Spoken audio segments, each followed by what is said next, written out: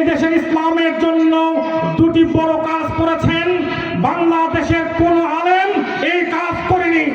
ভাইর আমার, শহীদ প্রেসিডেন্ট জিয়াউর রহমান ক্ষমতায় এসে সংবিধানের বিসমিল্লাহির রহমানির রহিম সংযোজন করেছেন, ঠিক কিনা?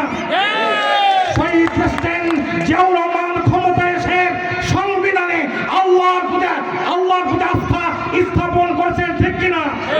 শহীদ প্রেসিডেন্ট জিয়াউর রহমান ইসলামের জন্য যত কাজ করেছে, বাংলাদেশের কোন আলেমেরা যারা বড় বড় কথা এই কাজ করতে পারেনি, ঠিক কিনা? ভাইয়ের আমার, শহীদ প্রেসিডেন্ট জিয়াউর রহমান স্বাধীনতার মহান ঘোষক, শহীদ প্রেসিডেন্ট জিয়াউর রহমান বাংলাদেশ জাতীয়তাবাদী দলের প্রতিষ্ঠাতা, শহীদ প্রেসিডেন্ট জিয়াউর রহমান গণতন্ত্রের প্রবক্তা, শহীদ প্রেসিডেন্ট জিয়াউর রহমান সার্কের স্থপতি, ঠিক কিনা?